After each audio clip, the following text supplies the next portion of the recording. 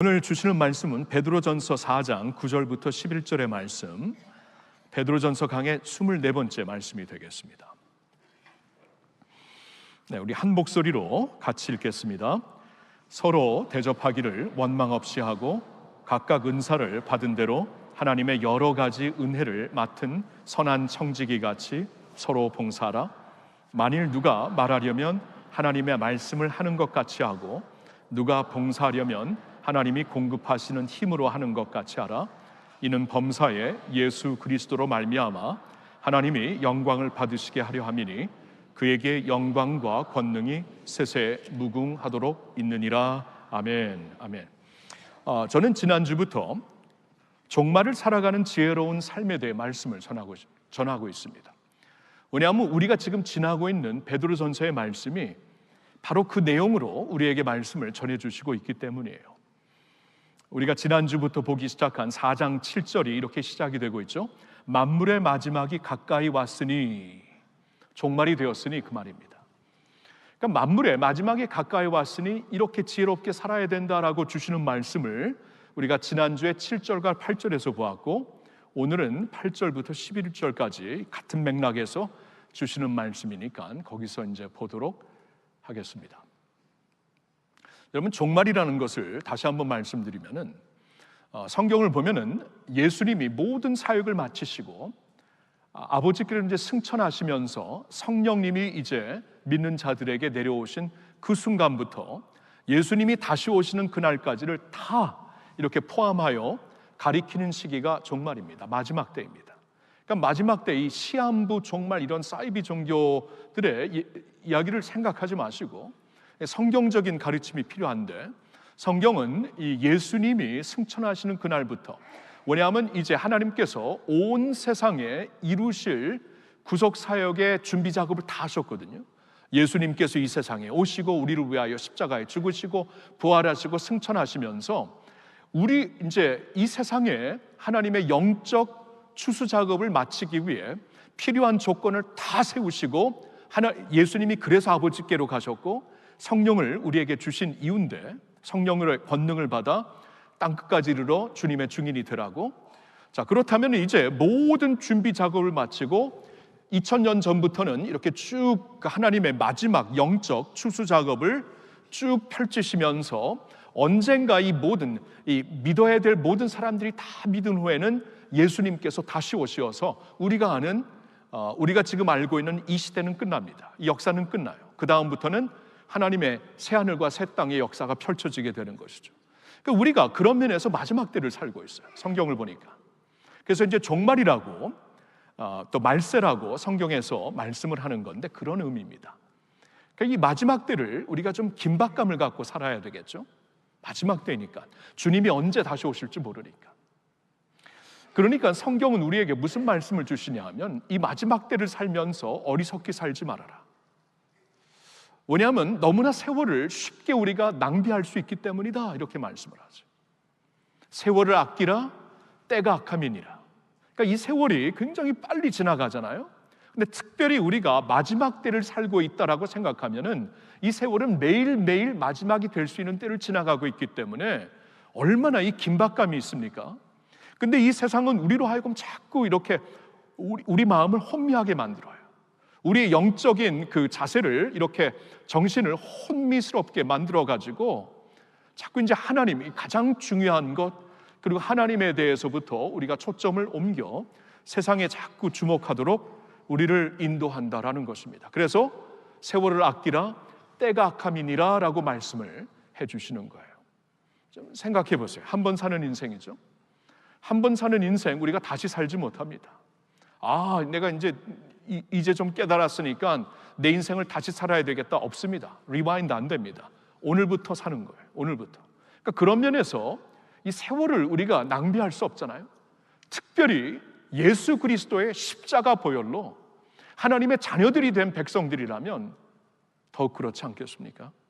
그래서 성경은 이 마지막 때를 가리켜 지혜로운 자가 되어라, 그리고 이렇게 살아라 라고 우리에게 말씀을 구체적으로 주시는 거예요.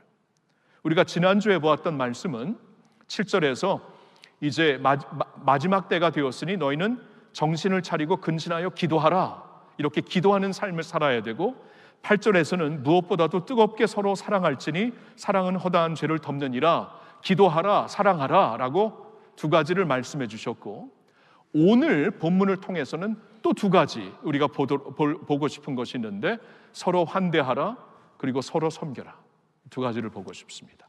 자, 첫 번째로 원망 없이 서로 환대하십시오, 이 말씀을 주시고 있습니다. 만물의 마지막이 가까웠으니. 성경을 다시 보세요. 9절 보니까 이때에 만물이 마지막에 가까워 왔으니 9절 서로 대접하기를 원망 없이 하고. 자, 서로 대접하기를 원망 없이 하고. 저는 이 대접이라는 말을 환대로 좀 바꿔봤습니다. 왜냐하면 원어로 보니까 필로제노이라는 이 단어가 환대에 조금 더 가까워요.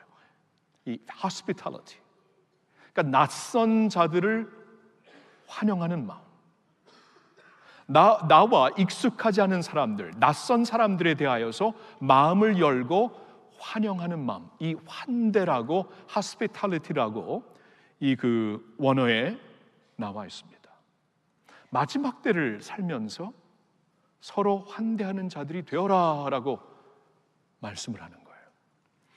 여러분, 베드로전서가 쓰여졌을 때 배경을 한번 잠시 생각해 보겠습니다. 이 당시에 주님의 교회가 어디서 모였죠? 가정에서 모였습니다. 초대교회는 이렇게 뭐 빌딩을 짓고 이렇게 만나지 않았어요.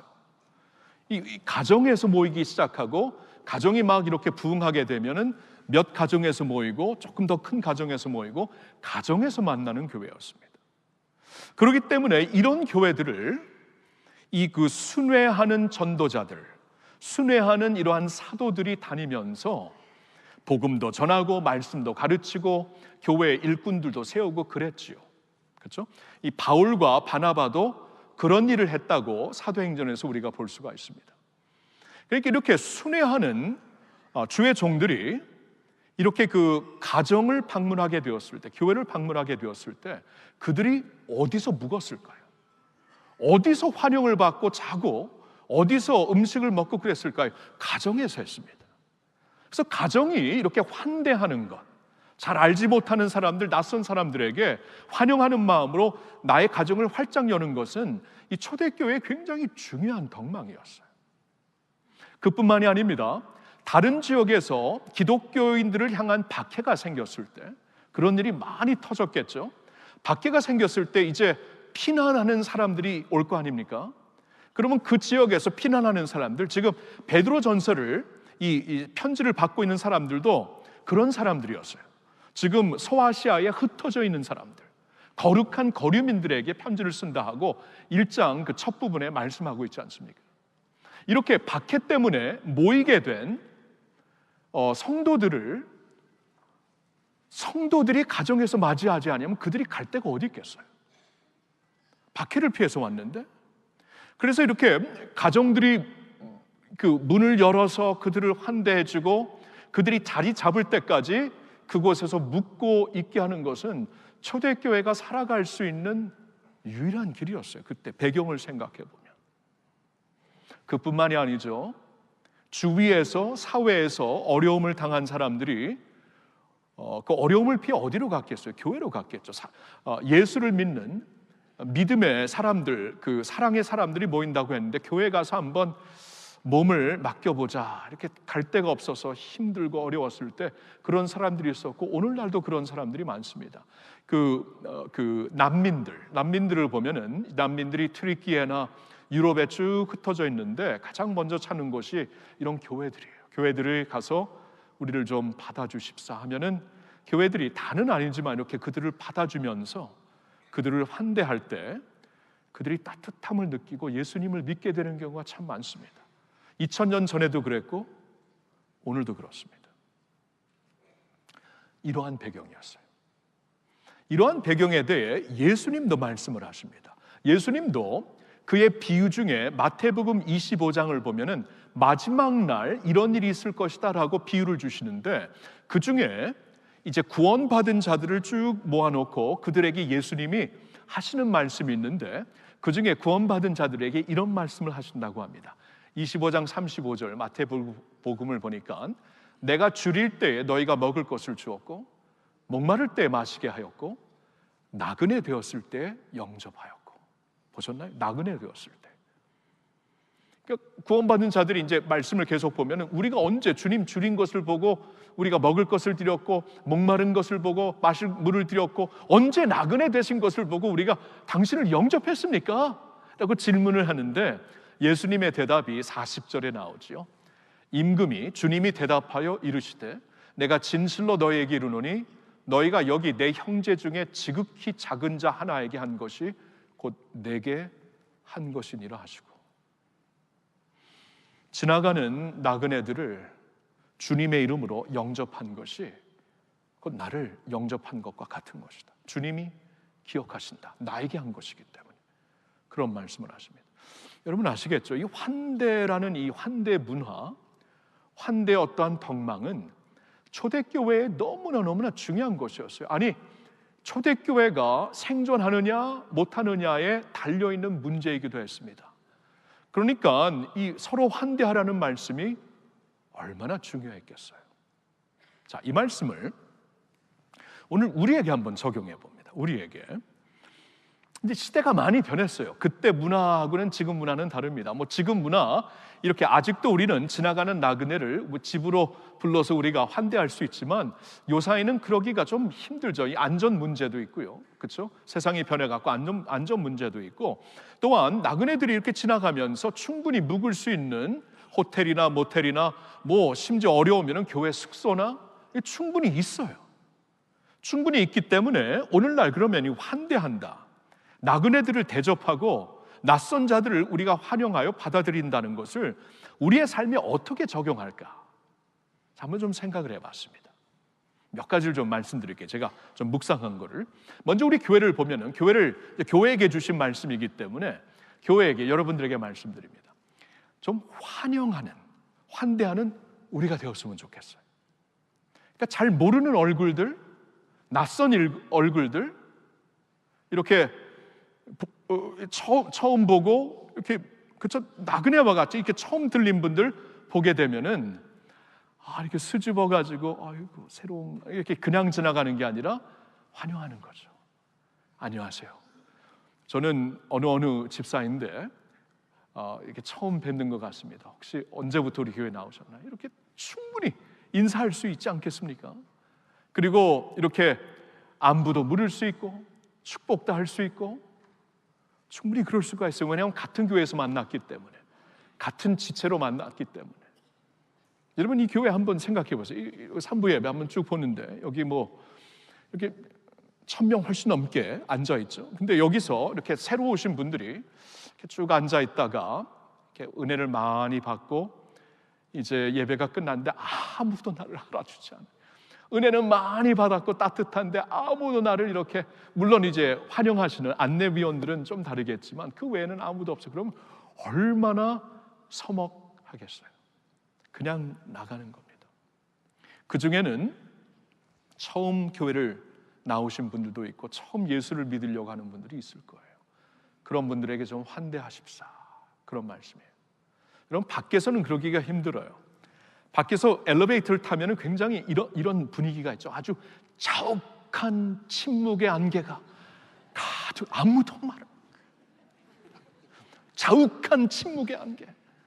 언젠가는 제가 좀 깨고 싶어요. 우리 이러고 살지 맙시다. 근데 그러면은 이제 굉장히 주책이잖아요. 그래서 저도 밖에서는 좀 조용히 있어요. 프라이빗 할 땐 프라이빗 하는데 교회에서는 안 그럽니다. 교회에서는 이미 같은 교회에 모인 사람들이잖아요. 같은 성도들이잖아요. 그러면 안녕하세요 하고, 저 목사인지 모르는 사람들도 있어요. 그럼 어때요? 그럼 안녕하세요, 저 이 교회 목사입니다. 그럼 목사님이세요? 그래. I like that.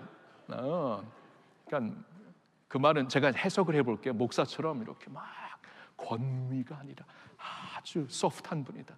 그렇게 제가 해석할게요. 네. 그래서 이제 그렇게 얘기해도 됩니다. 그런 식으로 하면은 이제 전 교회를 섬기는 목사인데 잘 오셨습니다. 언제부터 오셨나요? 네, 아이와 같이 아들이나 보네요. 아유 귀엽네요. 귀엽지 않아도 그렇게 얘기합니다. 아유 귀엽네요. 딸이 있으면 아우 예쁘네, 예쁘지 않아도 그렇게 얘기해야죠. 이렇게. 그러면서 이제 오늘 예배 은혜 많이 받으세요. 여러분 한 명 그렇게 해주면 완전히 분위기 달라집니다. 그렇죠? 환대하는 교회가 되면 어떨까? 그런 마음을 가져요. 서로 새로 보는 얼굴들을 향해서 말입니다. 옆에 계신 분들과 환영합니다, 축복합니다. 인사해 보세요. 환영합니다, 축복합니다. 오케이, 분위기가 달라졌습니다. 오케이, 끝. 또 이렇게 한번 생각을 해봐요. 우리 교회가 좀 외국인들에게 선대하고 환대하는 교회가 되었으면 좋겠어요. 우리나라는 이제 그 외국인들에게 이렇게 같이 사는 때가 그렇게 오래되지 않았습니다. 그래서 외국인들을 보면 조금 이렇게 수줍어하는 것 같아요. 근데 그럴 필요 없어요. 우리 교회 나오신 분들이기 때문에. 우리 교회는 오래전부터 일본어 예배가 있고 중국어 예배가 있고 영어 예배가 있고 그리고 한 10몇 년 전부터는 러시아 예배가 있습니다. 전혀 우리와 다르게 생긴 분들이 종종 보입니다.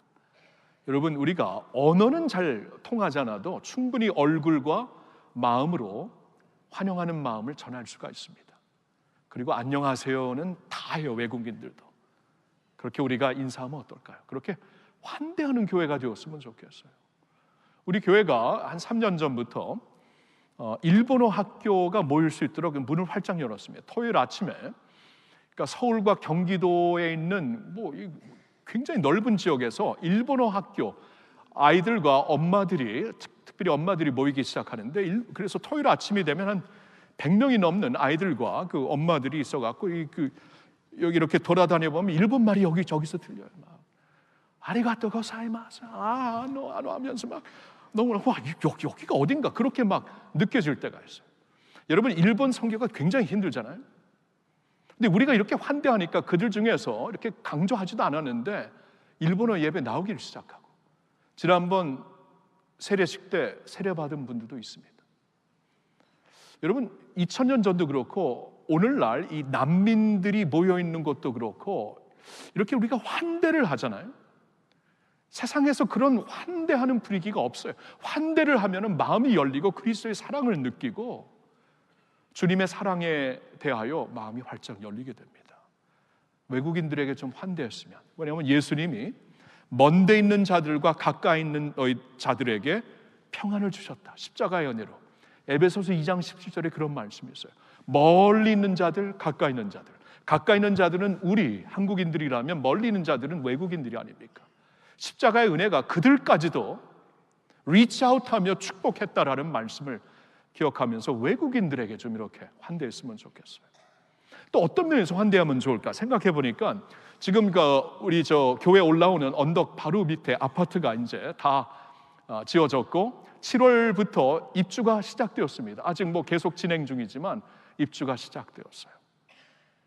그곳에 있는 그 입주민들 임원들이 우리 교회를 찾아와서 사무국장님과 이제 만났어요. 장로님과 만나서 이런저런 얘기하면서 서로 이웃이 됐으니까 우리 사무국장님이 그런 제안을 했습니다. 우리 교회는 이렇게 보여드리면서 도서관도 있고 카페도 있고 그 체육관도 있습니다.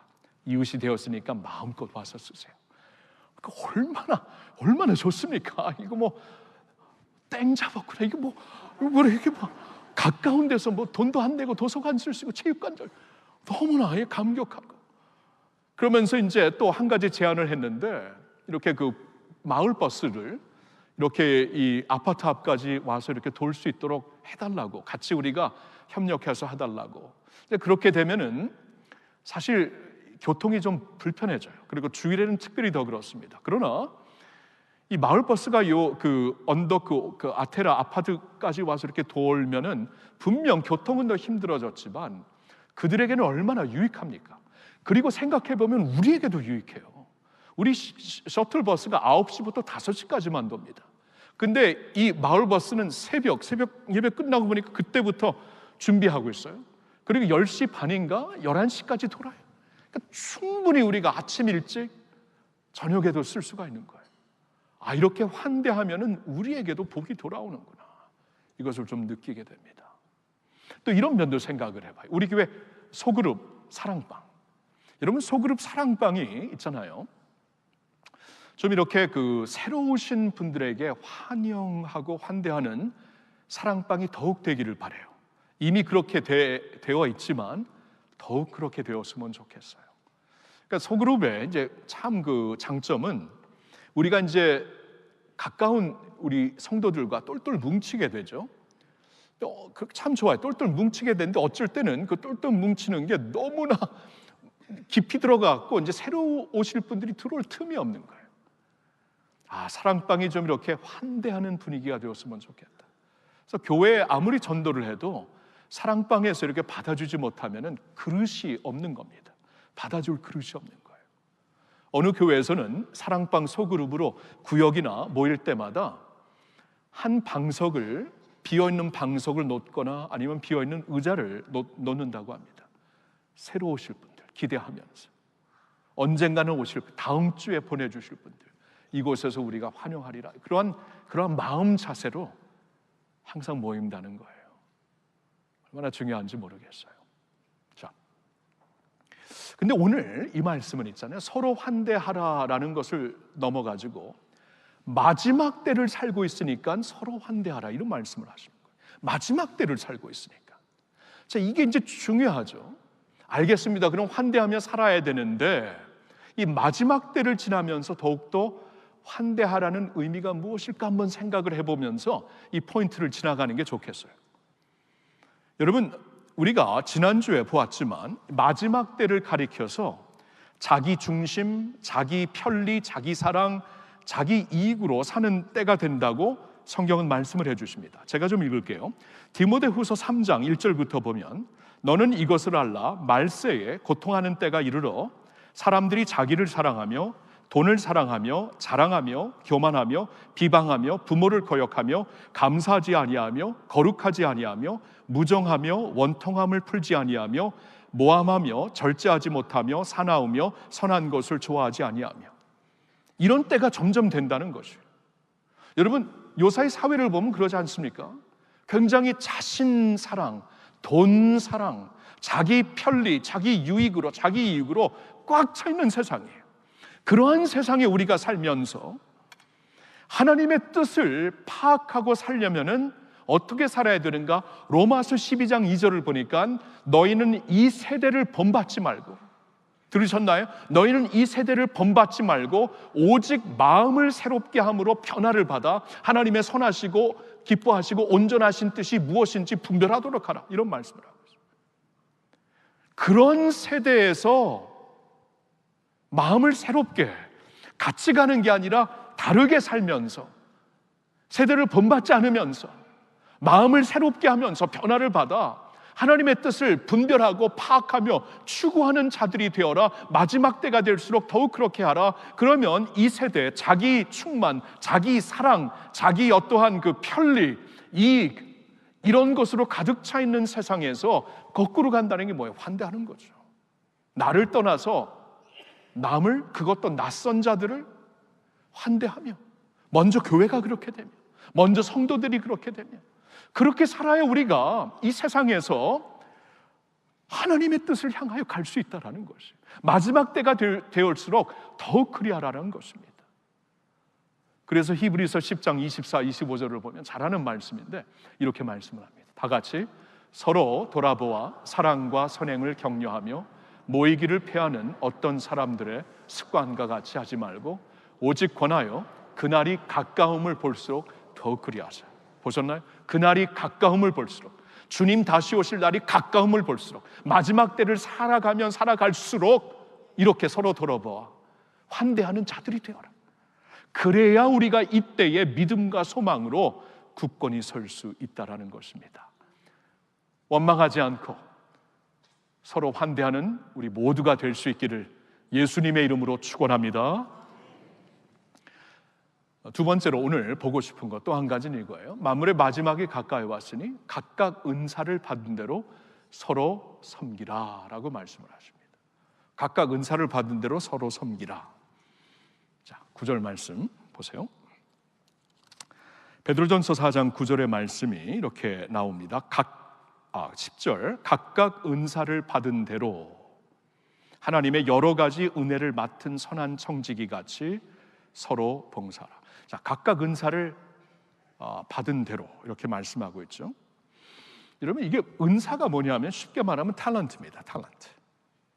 여러분, 우리에게는 선천적으로 주어진 탤런트가 있어요. 예를 들어 갖고 어렸을 때부터 노래 잘하는 선천적인 탤런트가 있던가, 손재주가 좋은 탤런트가 있던가, 선천적으로 태어나면서 우리에게 주어진 탤런트가 있냐 하면은 예수님을 믿는 순간 성령이 오셔서 우리에게 주시는 이 주님의 몸된 교회에 서로를 섬길 수 있도록 허락하시는 탤런트가 있습니다. 그걸 은사라고 그래요. 성경은 은사.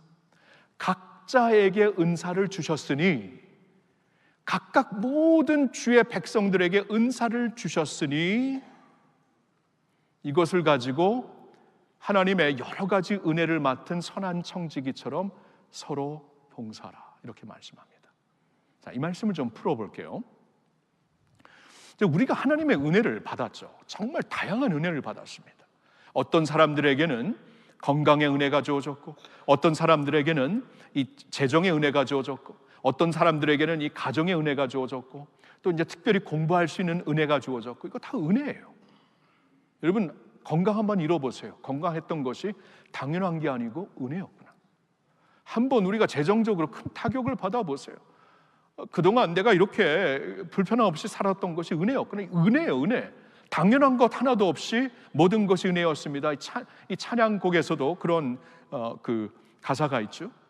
은혜, 다양한 은혜를 주셨고, 그리고 다양한 은혜를 넘어갔고 모든 성도들에게 주신 은혜, 동일하게 주신 은혜가 있죠. 믿음, 소망, 사랑이 있습니다.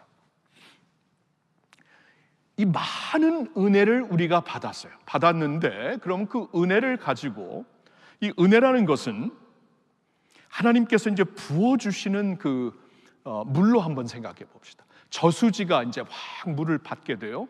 원래는 비어있는 저수지였는데 물을 받게 돼요. 그러면 그 물을 흘려내 보내라 라고 주시는 게 아니겠어요? 이 저수지가 계속 받으면 언젠가는 넘치게 돼요. 언젠가는 받을 수도 없어요. 근데 끊임없이 하나님께 받을 수 있는 길이 하나가 있는데 흘려보내는 것입니다. 하나님이 너에게 주신 각종 은혜, 여러 가지 은혜가 있는데 그 은혜를 은사를 통해 남들을 섬기면서 이렇게 축복하여라, 흘려보내라, 그 말씀이에요. 그러니까 하나님, 나에게 이렇게 은혜를 많이 주셨네요. 어떻게 은혜를 보답할까요? 여기서 말씀하세요. 그 은혜를 이제 선한 청지기처럼 네가 다 갖고, 고인물처럼 네가 다 갖고 있으라고 주신 게 아니라 너를 통해서 흐르게 하려고 주신 것이기 때문에, 하나님 주신 그 은혜를 내가 받아가지고 이걸 어떻게 보답할까요? 하나님이 너에게, 각자에게 주신 은사를 가지고, 탤런트를 가지고 주님의 몸된 교회를 세우기 위해 서로 섬겨라, 그 말씀이에요. 그렇게 할 수 있어요. 여러분, 아버지 야곱이 성경을 보면은 아들 요셉에게 축복을 선포하면서 무슨 말을 하던가요? 너는 담장 너머로 뻗은 나무와 같다. 너는 담장 너머로 뻗은 나무이다. 그 그림 좀 한번 그려보세요. 담장 너머로 뻗은 나무라는 것은 이 나무 가지가 무성하게 자라면서 담장 너머로 뻗어나가면서 열매를 담장 너머로 주고 있다라는 것이죠. 담장 너머로 지나가는 사람들이 있습니다. 나그네들이 있고, 과부가 있고, 고아가 있고, 심지어는 동물들도 있어요. 그들은 지나가면서 오늘 이 배고픈 우리의 이 허거진 이 몸을 어떻게 채울 수 있을까? 하나님, 우리를 도와주세요. 기도를 하면서 지나갈 수 있고, 안에서는 하나님, 내게 주신 은혜가 너무 큽니다. 어떻게 이 은혜를 내가 소통하며 나누며 살 수 있을까요? 이 두 사람의 기도를 다 들어주시는 거예요. 그렇죠? 지나가는 사람들에게는 담장 너머로 뻗은 나무를 보면서 열매를, 감사합니다. 하나님 은혜를 주시고 기도를 응답하셨군요. 안에 있는 분들에게는 우린 이미 차고 넘칩니다. 더 먹으려도 먹을 수가 없습니다. 어떻게 은혜를 보답할까요? 담장 너머로 뻗은 나무가 되어서 그 기도가 남들을 축복하면서, 남들을 살리면서 기도가 응답이 되는 것이에요. 그런 그림을 그려주세요. 그런 그림을.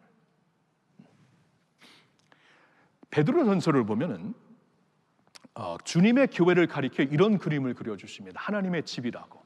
조금 전에는 이제 야곱의 축복에서 그림을 그려봤는데, 베드로 전서에서는 하나님의 집과 같은 교회라고 우리에게 그림을 그려주세요. 2장 4절과 5절을 보겠습니다. 사람에게는 버림바가 되었으나 하나님께는 택하심을 입은 보배로운 산돌이신 예수께 나아가 너희도 산돌같이 신령한 집으로 세워지고. 지금 무슨 그림을 그려주시냐면, 교회에 모인 주의 백성들이 다 누구입니까? 예수님께로 나간 자들이 아니에요. 예수님께로 나갔는데 예수님이 어떤 분입니까? 사람들에게는 버림받았지만 하나님께는 택하심을 입은 그분이 보배로운 산돌이 되시어서 precious living stone이라고 나왔어요. precious, 너무나 보배로운 살아있는 산돌이 되시어서 지금 우리 앞에 계시다. 그러니까 여기서 말씀하시는 산돌은 모퉁이 돌과 같은 겁니다. 머릿돌과 같은 거예요.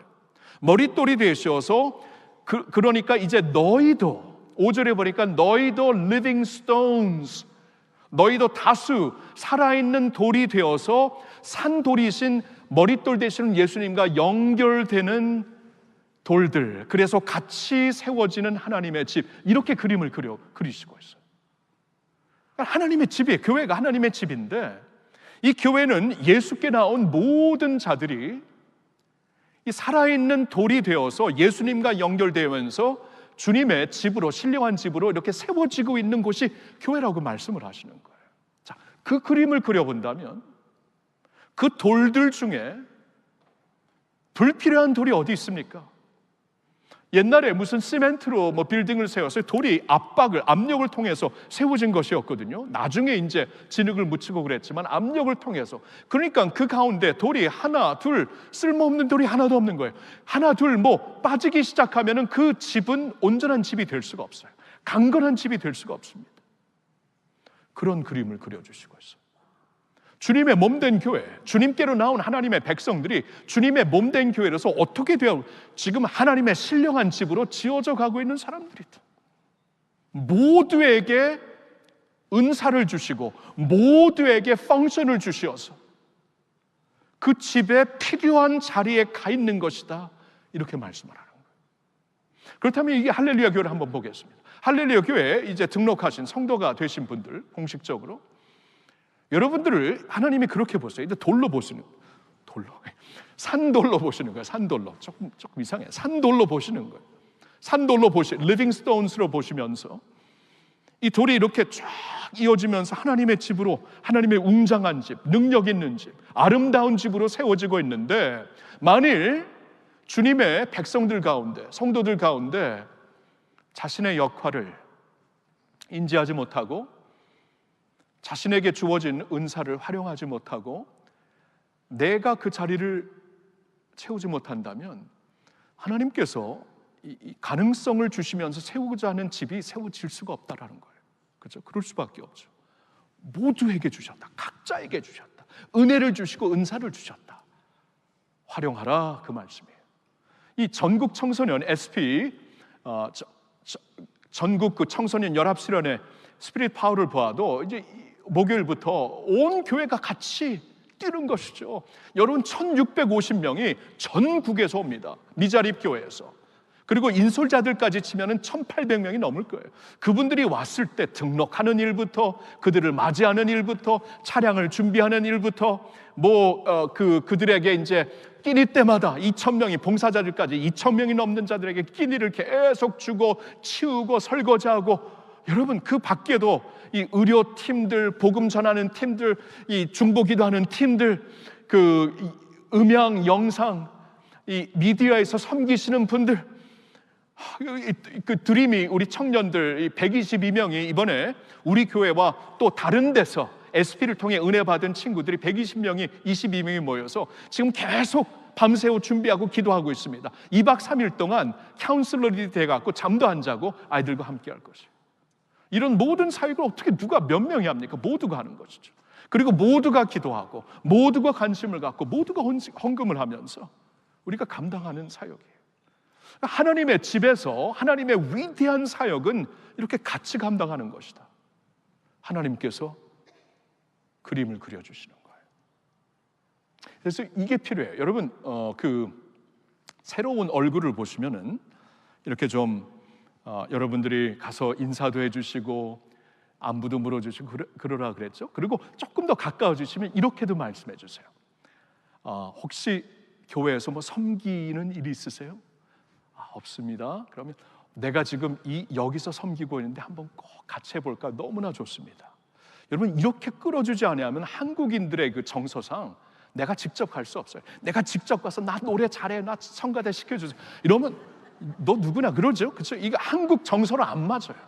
끌어줘야 됩니다. 제가 처음으로 교회 다녔을 때 선배들이 저를, 그때 학생 때였거든, 저를 보더니 너와 같은 친구가 좀 주일학교 아이들을 위해서 섬겨주면 참 좋겠다 해서 그때부터 시작한 일이 지금까지 가는 거예요. 지금까지 우리 이 자녀들을 향한 그 하나님의 마음을 가지고 누군가 끌어줘야 돼요. 끌어줘야 돼. 그리고 누군가 끌어줘 갖고 내가 이게 몸으로 섬길 때 내 교회가 되더라고요. 안 그러면은 이렇게 주인 의식이 안 생겨요. 내가 섬기지 아니하면 이렇게 겉으로 맴도는 손님뿐이 될 수밖에 없어요. 그렇게 해주시라는 거예요. 각자 허락하신 은사대로 서로 섬겨라. 자, 그런데요, 이 말씀을 그냥 주셨어도 임팩트가 있는 말씀인데 오늘 이 말씀은 마지막 때를 사는 우리에게 특별히 주시는 말씀입니다. 이것 우리가 또한 기억해야 굉장히 오늘 말씀에 임팩트를 받을 수가 있는데, 이렇게 각자 받은 은사로 하나님의 몸된, 주님의 몸된 교회를 세우기 위해, 하나님의 신령한 집을 세우기 위해 서로 봉사하라, 서로 섬겨라 라는 이 말씀이 특별히 마지막 때를 사는 우리에게 왜 그렇게 중요한 것인가? 자, 11절을 보세요. 만일 누가 말하려면 하나님의 말씀을 하는 것 같이 하고 누가 봉사하려면 하나님이 공급하시는 힘으로 하는 것 같이 하라. 이는 범사에 예수 그리스도로 말미암아 하나님이 영광을 받으시게 하려 함이니 그에게 영광과 권능이 세세 무궁하도록 있느니라. 자, 여기서 왜 이 말씀을 하시냐 하면은 보세요. 사도 베드로가 이제 성령의 감동을 받아 이 말씀을 쓰고 있는데, 하나님이 허락하신 모든 성도들에게 허락하신 모든 은사를 큰 카테고리로 한번 나눠 보니까 두 개예요. 말로 섬기는 것과 몸으로 섬기는 것, 봉사하며 섬기는 것. 자, 말로 섬기는 건 뭡니까? 말씀을 가르치고 권면하고 축복하고 기도하고 이런 것들이 카운슬링하고, 이게 말로 섬기는 거죠. 그 밖에는 몸으로 섬기는 겁니다. 다양한 그 봉사를 하면서 돕는 일이 몸으로 섬기는 것이죠. 모든 은사들을 보니까 크게 그 카테고리가 두 개예요. 근데 그 두 개를 할 때 이런 말을 하죠. 말로 섬기는 자들은 하나님의 말씀을 하는 듯 섬겨라. 그러니까 이런 말씀이에요. 그냥 자신의 말을 하지 말고 자신의 경험만을 하지 말고 하나님의 말씀이 충만한 사람들이 되어서 그 하나님의 말씀을 묵상하며 충만하고 그 말씀을 갖고 사는 사람들이 되어서 그 말씀이 주시는 지혜와 그 말씀이 주시는 통찰로 서로에게 말을 하며 섬기라. 이게 임팩트가 있다라는 것이죠. 그러니까 그냥 말하지 말고 하나님의 말씀이 충만한 자가 되어서 하나님의 말씀으로 얘기해야 사는 것이다.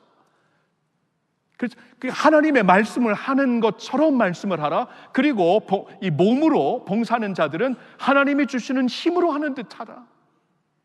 여러분, 우리 현장이 어떻습니까? 이 전쟁과 같은 현장 아니에요? 매일매일 전쟁이 아닙니까? 여러분, 전쟁을 하면서 이렇게 막 너무나 지치고 힘든 몸을 이끌고 와서 어떻게 몸으로 또 봉사해요?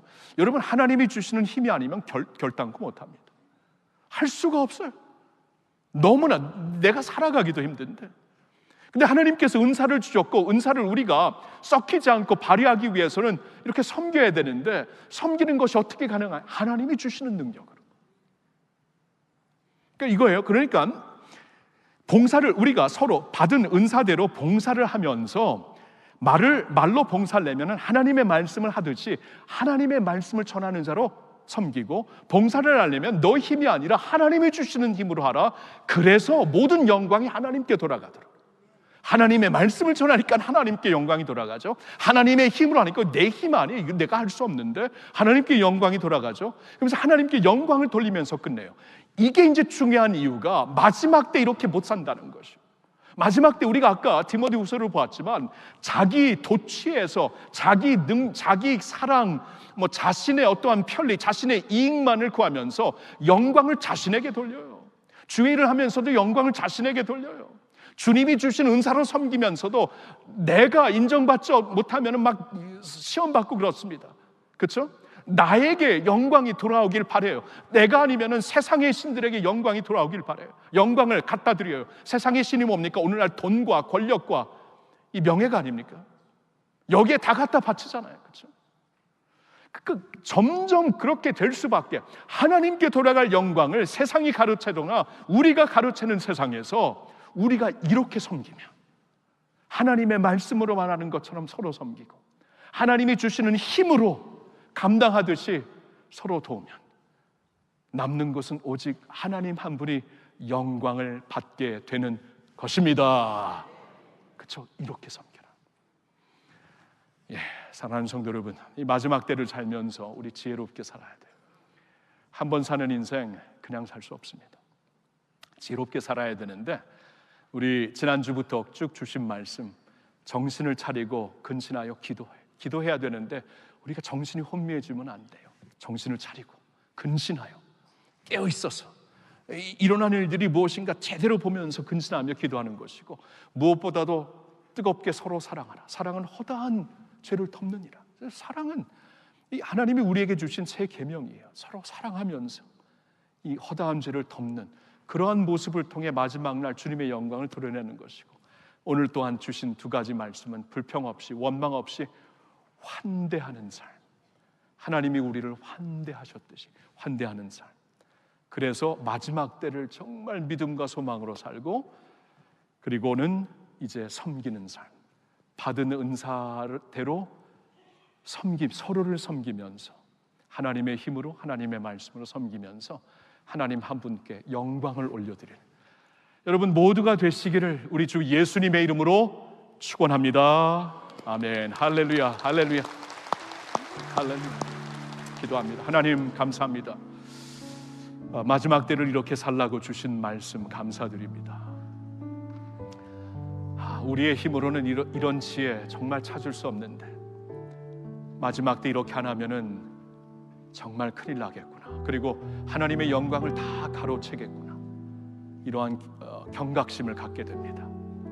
하나님, 오늘 주신 말씀처럼 이렇게 나를 넘어 담장 너머로 뻗는 주님의 축복의 나무가 되게 하여 주시옵소서.